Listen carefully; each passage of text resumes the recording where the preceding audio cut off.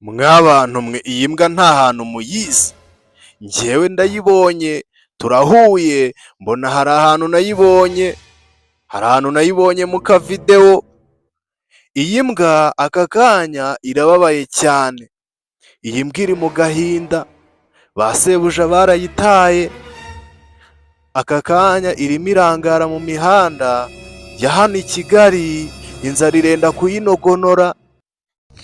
Nubwo wenda na mbere wabonaga ishonje, ariko wenda umuntu yakeka ko wenda yari irwaye sida, akaba ariyo mpamvu itabyibuha, kubera ko hariya hantu inyama zabaga zihari. Ariko aka kanya muyivuganire, iyi mbwa irababaye cyane,